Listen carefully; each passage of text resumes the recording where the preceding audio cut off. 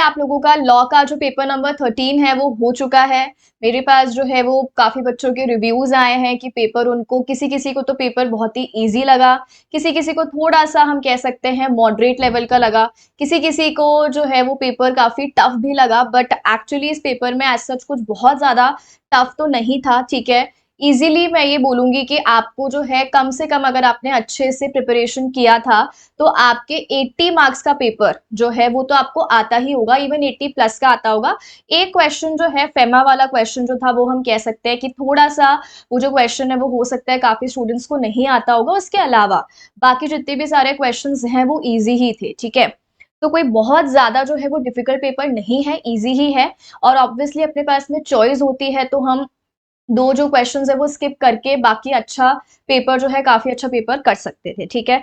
चलो so without wasting much time अभी जो भी हम एमसीक्यूज़ हैं उसके आंसर्स हम लोग जल्दी से डिस्कस कर लेते हैं, ठीक है? बिकॉज़ अभी कल अपना ऑडिट का भी एग्ज़ाम है ना? चलो, तो स्टार्ट कर लेते हैं सबसे पहले हम एमसीक्यू के आंसर्स से। देखो सबसे पहले अगर हम बात करें तो जो आपका फर्स्ट क्वेश्चन है, फर्स्ट क्वेश्चन जो है वो आपका एमसीक्यू वाला वो एक केस स्टडी पैटर्न पे है और ये सेम टू सेम क्वेश्चन आपको आपके मॉड्यूल में गिवन है। सेम क्वेश्चन जो आप मॉड्यूल की एमसीक्यूज जो है वो देखोगे जाके तो उसमें आपको ये सेम क्वेश्चन गिवन है। ऑब्वियस है कि नेम्स वगैरह जो होंगे केस स्टडी के वो थोड़े से डिफरेंट थे बट एकदम सेम क्वेश्चन है, ठीक है। चलो, तो अगर हम डिस्कस करें तो इसमें से आपके जो 4 ऐसे एमसीक्यूज है जो कि इस केस में से आए हैं। सबसे पहले देखो क्या बोला, आपसे क्वेश्चन पूछा था कि क्या जो बोर्ड है वो प्रॉपर्ली कॉन्स्टिट्यूटेड है या नहीं है इस कंपनी में। तो इसका जो आपका आंसर आएगा वो आएगा ऑप्शन नंबर डी। देखो क्योंकि ये एक ऐसी कंपनी है, अनलिस्टेड कंपनी है जहां पे अगर हम देखें तो लिमिट्स पूरी हो रही हैं इंडिपेंडेंट डायरेक्टर की भी, विमेन डायरेक्टर की भी। तो ना तो इस कंपनी में अभी तक इंडिपेंडेंट डायरेक्टर है, ना ही अभी विमेन डायरेक्टर अपॉइंट हुई है। देखो यहाँ पे एक चीज बोली है कि आपका बैंक नॉमिनेट करेगा विमेन डायरेक्टर को, मतलब अभी एट प्रेजेंट विमेन डायरेक्टर नहीं है कंपनी में।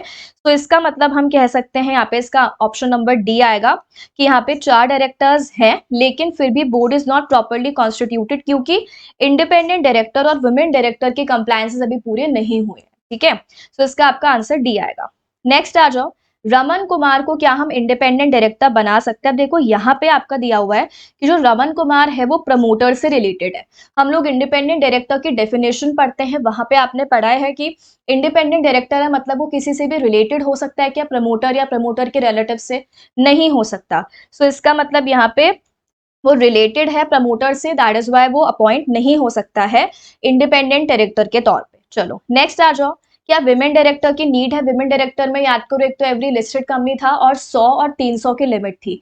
पेड अप कैपिटल आपका 100 करोड़ और मोर और टर्नओवर 300 करोड़ और मोर। अगर हम देखें तो इस कंपनी में टर्नओवर कितना है, 340 crore. That means limit exceed हुई है। सो यस, इस कंपनी में हमें विमेन डायरेक्टर चाहिए। नेक्स्ट आ जाओ, क्या स्टेटस होगा डायरेक्टर का who is nominated by SBI, ठीक है। और क्या हम उसे विमेन डायरेक्टर जो है वो मान सकते हैं क्या। देखो आपको पता है कि जब बैंक वगैरह डायरेक्टर को नॉमिनेट करता है तो हम उसे नॉमिनी डायरेक्टर बोलते हैं, ठीक है। और क्या हम नॉमिनी डायरेक्टर को विमेन डायरेक्टर के तौर पे ट्रीट कर सकते हैं, हाँ बिल्कुल ट्रीट कर सकते हैं। एज सच कंपनीज एक्ट पे कहीं पर भी मना नहीं किया हुआ इस चीज को। तो यहाँ पे इसका आंसर आ जाएगा यस, नॉमिनी डायरेक्टर। और अगर वो विमेन होगी तो उसे हम विमेन डायरेक्टर के तौर पे ट्रीट कर सकते हैं, ठीक है। ये यहाँ तक का जो क्वेश्चन है पूरा आपका, ये आपका फर्स्ट वाले केस स्टडी में से आया था। एग्जैक्ट सेम क्वेश्चन आपके मॉड्यूल में जो एमसीक्यूज दे रखे हैं ना आपको सारे पीछे कंपनीज एक्ट के पीछे, वहां पे आप देखना ये आपको एज इट इज क्वेश्चन मिल जाएगा और यही उसके आंसर्स हैं। अब आ जाओ नेक्स्ट। नेक्स्ट देखो क्या बोला, आपका इंटरनल ऑडिट का क्वेश्चन आया है। इंटरनल ऑडिट की आपको लिमिट्स याद होंगी, मैंने आपको याद करवाई थी, ठीक है। 25, 50, 100, 200 है ना, in the case of unlisted company. और प्राइवेट कंपनी के केस में 2 लिमिट थी, 100 और 200 की, ठीक है। अब देखो यहाँ पे क्या थी, आपकी टर्नओवर की लिमिट याद है 200 होती है और आउटस्टैंडिंग लोन्स वगैरह बैंक्स और एफआई से लिमिट आपकी 100 होती है। मतलब ये दोनों ठीक है। इसका मतलब इसका आंसर क्या आ जाएगा, ए आ जाएगा, 2 एंड 3 करेक्ट। चलो नेक्स्ट आ जाओ, सीएसआर एक्सपेंडिचर कौन कौन सा जो है सीएसआर एक्सपेंडिचर के तौर पे क्वालिफाई करेगा। देखो फर्स्ट क्या बोला है, donation to unrecognised charitable institution, ये सीएसआर नहीं है बिकॉज अनरिकॉग्नाइज्ड चैरिटेबल इंस्टीट्यूशन है, ठीक है। तो ये सीएसआर नहीं है। बाकी ये तीनों शेड्यूल 7 वाले activities under schedule 7, funds under schedule 7 और डायरेक्ट इंप्लीमेंटेशन, ये तीनों सीएसआर है। इसीलिए इसका आंसर आपका क्या आ जाएगा, 2, 3 एंड 4। आपसे पूछा गया था कि कौन से CSR में आएंगे, ठीक है। Next, insolvency and bankruptcy code, बहुत ही कॉमन क्वेश्चन है, ये पहले भी आया हुआ है, मैंने आपको क्लास में भी करवाया है कि यहाँ पे सीधा सीधा बोला गया है कि IBC किसके ऊपर एप्लीकेबल नहीं होगा, B, financial service providers. Next आ जाओ, IBC में अब यहाँ पे आपको बोला गया है कौन सा पर्सन रेजोल्यूशन प्लान सबमिट नहीं कर सकता। याद है हम पढ़ते हैं RA, रेजोल्यूशन एप्लीकेंट, तो हमें एक लिस्ट गिवन है कि कौन कौन से लोग रेजोल्यूशन एप्लीकेंट नहीं बन सकते हैं। उसमें देखो अनडिस्चार्ज इंसॉल्वेंट भी आता है, ठीक है, और ये भी था उसका अकाउंट वगैरह है, ठीक है, जो कि NPA है एंड विलफुल डिफॉल्टर, ये तीनों के तीनों रेजोल्यूशन एप्लीकेंट नहीं बन सकते, that means resolution plan submit नहीं कर सकते। तो इसका आपका आ जाएगा 1, 2 एंड 3 तीनों। नेक्स्ट, ये क्वेश्चन भी पहले भी आया हुआ है एग्जाम में और ये आपका अगेन मॉड्यूल में भी गिवन है, सेबी के 3 फंक्शंस हैं, ठीक है। इसमें पूछा है कौन सा नहीं है, तो क्वाजी ऑफिशियल कोई फंक्शन नहीं है, ठीक है, डी। नेक्स्ट आ जाओ, अनफेयर कंपटीशन, कंपटीशन एक्ट से आपका क्वेश्चन आया है, अनफेयर कंपटीशन में क्या क्या आएगा, collusive pricing, allocation of market, discriminatory pricing, तीनों ही आएंगे मॉड्यूल में है ये, ठीक है। सो इसका आ जाएगा 1, 2 एंड 3। नेक्स्ट आ जाओ, MSME, अगर MSME नेक्स्ट कैटेगरी में जा रही है, इसका मतलब क्या था, माइक्रो से स्मॉल हो रही है, ठीक है, स्मॉल वाली स्मॉल से मीडियम हो रही है, ठीक है, देन वो मीडियम वाली मीडियम से लार्ज में अगर जा रही है, तो उस केस में क्या बोला है, इसका ऑप्शन नंबर ये आएगा, ऑप्शन नंबर सी। देखो क्या होता है कि जब वो ऐसे कैटेगरी शिफ्ट कर रही होती है, नेक्स्ट लेवल पे जा रही होती है, तो उसको अगले 3 साल तक जो है वो सारे के सारे नॉन टैक्स बेनिफिट्स जो है वो अवेल होते हैं। तो इसका ऑप्शन क्या आ जाएगा, for next 3 years. Continue to avail all the non-tax benefits for next 3 years. Next आ जाओ, ultimate order of winding up of a banking company. अब हो सकता है बहुत सारे स्टूडेंट्स ने, और मेरी बात भी हुई है और स्टूडेंट्स ने भी यही बोला है कि ये वाला हमारा ऑप्शन गलत हो गया। देखो यहाँ पे आपको लग सकता है क्योंकि बैंकिंग कंपनी, हर बैंकिंग कंपनी का रेगुलेटर हम पढ़ते हैं RBI, तो हमें लग सकता है कि वाइंडिंग अप का जो ऑर्डर है वो भी कौन देगी, RBI देगी, बट नहीं, इसका आंसर RBI नहीं है, RBI एप्लीकेशन लगाएगी, बट आंसर, सॉरी, जो ऑर्डर है, ऑर्डर कौन देगा, हाईकोर्ट, ठीक है। तो इसका जो ऑप्शन नंबर आ जाएगा वो कौन सा आ जाएगा, आपका डी आ जाएगा, कि जो बाइंडिंग आपका अल्टीमेट ऑर्डर है वो कौन देगा, हाई कोर्ट देगा, ठीक है। नेक्स्ट आ जाओ, नेक्स्ट है वीनस लिमिटेड, एक इंडियन कंपनी है, उसने इक्विटी शेयर्स दिए हैं मिस्टर के को, जो कि सिंगापुर का रेसिडेंट है। तो इंडियन लॉ में ये जो शेयर्स है ये कौन से ही है, इंडियन सिक्योरिटीज है, ठीक है। इसके बाद क्या बोला, following is not a cyber crime, कौन सा वाला साइबर क्राइम नहीं है, तो कौन सा वाला साइबर क्राइम नहीं है, फर्स्ट वाला, sending threatening messages by email, तो ये वाला जो है आपका, ये वाला साइबर क्राइम नहीं माना जाएगा, sending threatening messages by email, ठीक है।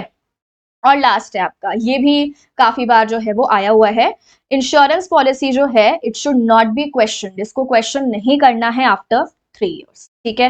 तो ये सारे आपके MCQs हो गए, और मोस्टली स्टूडेंट्स के MCQs जो है वो 1-2 को छोड़ के बाकी सारे MCQs आई होप सबके सही ही होंगे, ठीक है। सो अगर आप ये मानो कि अगर आपके MCQs में सारे सही हैं तो बहुत अच्छी बात है, 1-2 गलत भी है तो भी आपने काफी अच्छा खासा स्कोर तो वहीं कर लिया।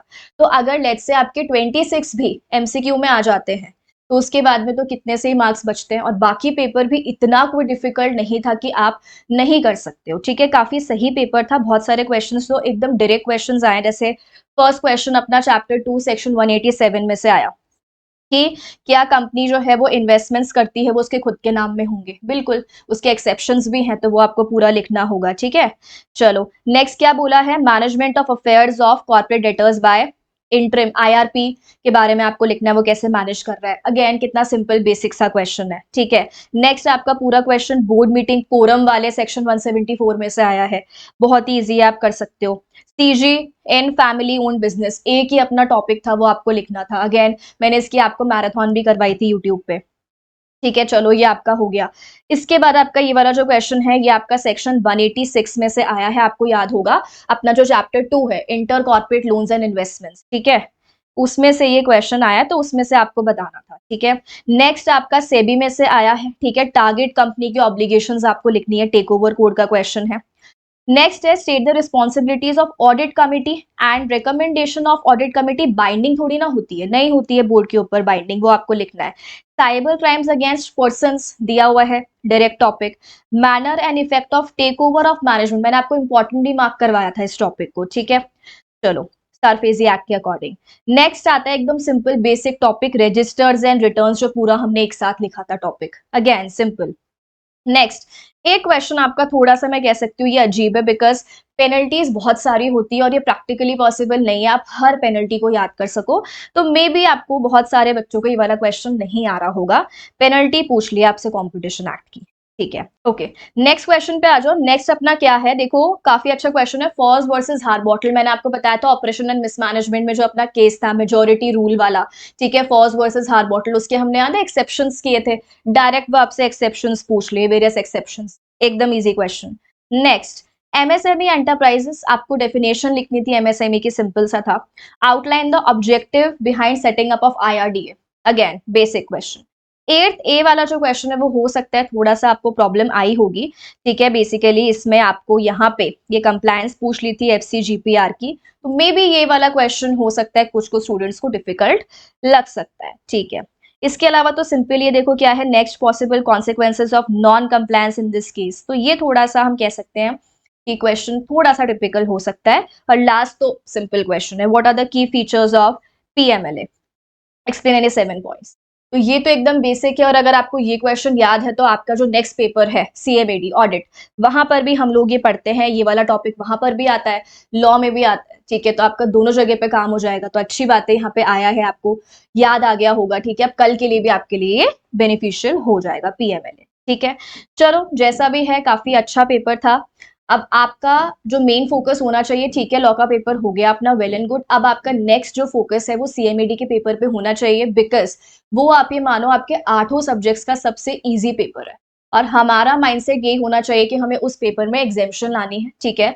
अच्छा, सीएमईडी के रिगार्डिंग एबीसी एनालिसिस, ठीक है, एमसीक्यू मैराथन, लास्ट मिनट जो आपका लास्ट डे है बेसिकली आज, किस तरीके से आपको प्रिपेयर करना है उसकी स्ट्रैटेजी, ये सारे जो वीडियोस हैं ये मैंने अपलोड कर रखे हैं, मैं सबका लिंक आपको डिस्क्रिप्शन में दे दूंगी, तो आप वो चेकआउट कर लेना, जिससे कल का पेपर भी जो है वो आपका बहुत अच्छा हो जाएगा। All the best to everyone, thank you.